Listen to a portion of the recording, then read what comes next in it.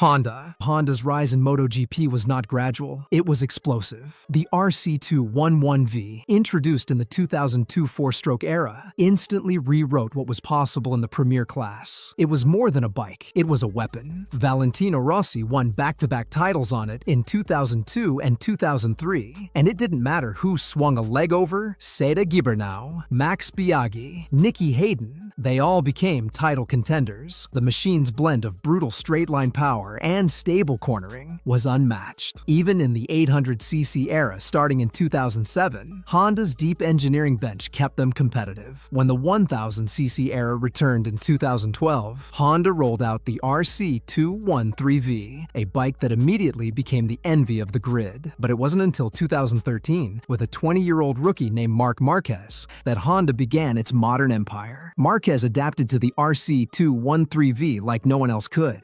His aggressive, elbow-dragging style exploited every bit of its incredible front-end grip and corner entry stability. The result? 6 championships in 7 seasons. Honda's philosophy became clear. Build the bike for Marc, and Marc will deliver titles. The cracks in that philosophy began to show quietly. Danny Pedrosa, Cal Crutchlow, and Jorge Lorenzo all struggled with the RC213V's violent, unforgiving nature. It demanded insane commitment into corners and razor-precise braking, a style that Marquez thrived on, but few others could master. Still, Honda didn't care. As long as Marc kept winning, there was no reason to change. Then came 2020. At Jerez, in the very first race of the season, Marquez suffered a massive high side, breaking his arm. He tried a shocking comeback attempt just days later, making the injury worse. The giant who had carried Honda was gone, and suddenly, the RC213V was exposed. Without its king, the empire crumbled. Honda's other riders were helpless. The bike that had been built like a custom suit for Marquez fit no one else. Crutchlow, Stefan Bradl, Alex Marquez all failed to get results. The data coming in was useless because the riders were too far from the bike's limit. Honda's engineering feedback loop collapsed. Since then, Honda has been in freefall. They've thrown money at new riders, Paul Espargaro, Joan Mir, even luring back Marc after multiple surgeries. But the magic hasn't returned. The RC213V is now infamous for being the hardest bike on the grid to ride, constantly trying to throw its rider into the gravel. What was once MotoGP's most feared machine has become a cautionary tale. Build a bike around one man, and when that man falls, the whole empire goes with him. Today, Honda is not fighting for titles. They are fighting to stay out of last place. For a manufacturer that once measured success only in world championships, that is the deepest fall of all. Yamaha. When Valentino Rossi left Honda for Yamaha in 2004, the MotoGP world thought he was committing career suicide. The Yamaha M1 was underpowered and twitchy compared to the dominant RC211V, but Rossi saw potential. In his very first race for Yamaha at Welcome, South Africa, he took a stunning win against his old team, marking the start of a new dynasty. Yamaha's philosophy was clear. They weren't chasing raw horsepower, they were chasing balance. The M1 became known as the most rider-friendly machine on the grid, emphasizing smooth corner speed, stable braking, and predictable handling. Rossi won 4 titles with Yamaha in 6 years. Jorge Lorenzo then took the torch, perfecting the M1's strengths with his silky smooth riding style, adding 3 more titles to Yamaha's tally. But while Yamaha doubled down on refinement, the rest of MotoGP was evolving. Ducati and Honda began chasing ever higher top speeds, exploiting electronics and aerodynamics to turn straights into launch pads. Yamaha's response? Stay the course. They believed their corner speed philosophy could still win. By the mid-2010s, the warning signs were flashing. Riders like Maverick Viñales and Franco Morbidelli complained about Yamaha's lack of horsepower, especially when trying to overtake on long straights. Races were being lost, not because of mistakes, but because the M1 simply couldn't match the acceleration of the Ducatis and Hondas. Still, Yamaha resisted major changes. Fabio Quartararo's arrival in 2019 brought a temporary reprieve. His aggressive yet precise style style, wrung every ounce of performance out of the M1. In 2021, he delivered Yamaha's first championship in 6 years. But even in that title season, the warning was clear. Quartararo wasn't winning with dominance. He was winning through consistency and damage limitation, making up for the M1's straight-line weakness with perfect cornering and tire management. By 2022, the situation had become critical. The Ducati Armada was overwhelming the field with raw speed, and even Aprilia had leapfrogged Yamaha in acceleration. Quartararo could still fight for podiums, but only by riding on the absolute limit every single lap. Morbidelli, once a title contender, faded into the midfield. Viñales had already left in frustration, breaking his contract mid-season. Today, Yamaha's fall is as much philosophical as it is technical. Their once celebrated dedication to corner speed has become a liability in a sport where power and aerodynamics rule. They are scrambling to add horsepower without losing the handling DNA that defined them. But in MotoGP, playing catch-up is brutal. For nearly 2 decades, Yamaha were the kings of precision. Now, they are the slowest bike on the straight. In the era of top-speed warfare, the kings of smooth are being eaten alive.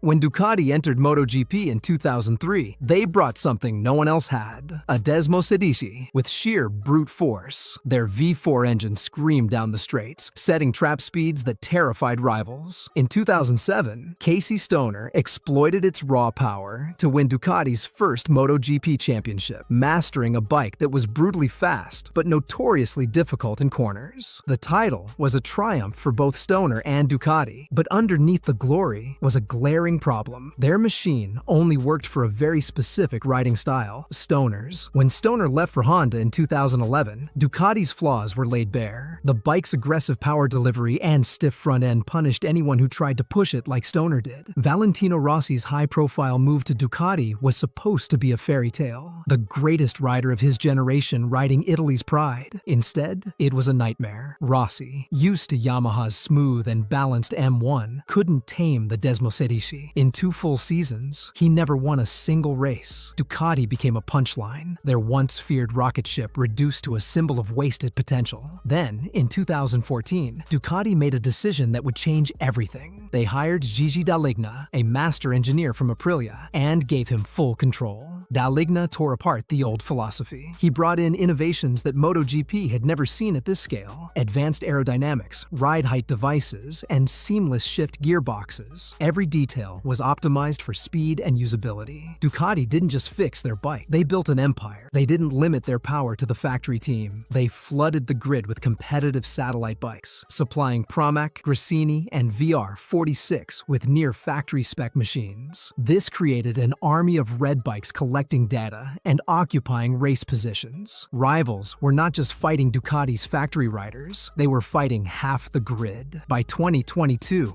Ducati's transformation was complete. Francesco Bagnaia delivered them a championship, ending a 15-year drought, and Ducati set records for wins, podiums, and pole positions. Their rise from a joke to total domination was complete. But in their overwhelming success lies the seed of a potential fall. Their advantage rests heavily on numerical dominance and technological freedom. If Dorna changes regulations to limit aerodynamics or caps the number of competitive satellite bikes, Ducati could find themselves suddenly vulnerable. For now, though, they stand as MotoGP's modern superpower. But history shows, even empires built on innovation can collapse overnight. Suzuki's name was once synonymous with championship glory. In the 1970s and 80s, they were a dominant force in the premier class. But by the early 2000s, they were struggling. Their last major title had come in 2000 with Kenny Roberts Jr. And as MotoGP became more technologically demanding, Suzuki couldn't keep up. By 2011, the cost of competing was too high, and Suzuki withdrew entirely from MotoGP. For 4 years, they were gone. Then, in 2015, they returned, but not with bold promises. Suzuki's comeback was cautious, built on patience and precision. The GSX-RR they developed wasn't the fastest bike on the the straight, but it was balanced. With superb cornering and tire-friendly handling, they slowly built their way back up, signing riders who could grow with the project. Maverick Viñales gave them their first modern win in 2016, and by 2020, the plan had paid off. Joan Mir, riding with relentless consistency, won the MotoGP World Championship, Suzuki's first in 2 decades. Unlike Ducati or Honda, Suzuki's strength wasn't brute force, it was subtlety. The GSX-RR was forgiving and stable, allowing Mir to score points in almost every race. While other bikes dominated some weekends and failed in others, Suzuki's package worked everywhere. Their engineers focused on smooth power delivery and perfecting chassis balance rather than chasing top-speed wars. Then, just as they seemed poised to build a dynasty, Suzuki's story took a shocking turn. In May 2022, in the middle of the season, they announced they were leaving MotoGP again, effective immediately at year's end. There was no gradual decline, no warning. The decision came not from the team, but from Suzuki's corporate headquarters in Japan, citing financial priorities and a shift towards sustainability projects. The paddock was stunned. The reigning world champions were walking away from the sport at the height of their competitiveness. Riders and engineers were blindsided, with Alex Rins and Joan Mir left scrambling for new contracts. Suzuki's fall wasn't mechanical. It wasn't caused by losing races or failing to adapt. It was a corporate decision made in a boardroom thousands of miles away from the track. In pure performance terms, Suzuki left at their peak, and in doing so, ended their MotoGP journey on both a high and a heartbreak. KTM. When KTM entered MotoGP in 2017, they were stepping into a battlefield dominated by engineering giants like Honda, Yamaha, and Ducati. They brought a bike unlike anything else on the grid, the RC16, built around a steel trellis frame instead of the aluminum beam frames used by every other manufacturer. Critics said they'd never be competitive. In their debut season, KTM finished near the back in most races, struggling for grip, corner speed, and rider comfort. The challenge was enormous, but KTM's rise was forged in their relentless development culture. Unlike the cautious pace of some rivals, KTM pushed forward with an aggressive test program, using wildcard entries and their dedicated test rider, Mika Kallio, to constantly feed new parts into the race bikes. They also invested heavily in their junior rider program, ensuring a steady stream of hungry talent from Moto3 and Moto2 would join the premier class already fluent in KTM machinery. By 2020, their persistence paid off. Brad Binder delivered KTM's first ever MotoGP win at Brno, a stunning achievement that silenced years of skepticism. Miguel Oliveira followed with victories in Austria and Portugal. Suddenly, KTM was no longer a backmarker project. They were race winners. Their RC16 strengths became clear: stability under braking, explosive acceleration out of corners, and adaptability to chaotic race conditions. But the higher KTM climbed, the more obvious their weaknesses became. Their steel frame concept, while offering great feel in certain conditions, could be unpredictable in others. Some weekends, the RC16 looked like a podium threat. Others, it was mired in the midfield. Their tire usage could be inconsistent, and while Binder's aggressive riding often compensated, KTM lacked the all-round predictability of Ducati or Yamaha at their peaks. KTM's biggest risk isn't technical, it's strategic. Their identity is tied to constant innovation, but in MotoGP, every step forward carries the risk of going too far and losing what already works. They don't yet have the historical buffer of multiple world titles to protect them from a downturn. If they misstep in development or lose key technical staff, their climb could stall before they reach the summit. For now, KTM remains the relentless climber, taking swings at the giants above them. But in MotoGP, you can't climb forever without securing your footing. And KTM's safety net is still being built. Aprilia. Aprilia's modern MotoGP story began in 2015, but for the first few years, it was one long humiliation. The RSGP was underpowered, overweight, and unreliable. It was so far off the pace that Aprilia regularly finished last, often seconds per lap slower than the leaders. Many questioned why they even bothered staying in the championship, but Aprilia stayed. They poured resources into their Knoll headquarters, kept a small but dedicated engineering team together, and leaned heavily on one rider, Alex Espargaro. Aleix's relentless feedback and refusal to quit became the foundation for Aprilia's rebuild. Year after year, he dragged the RSGP higher up the order, sometimes against all odds. The breakthrough came in 2022.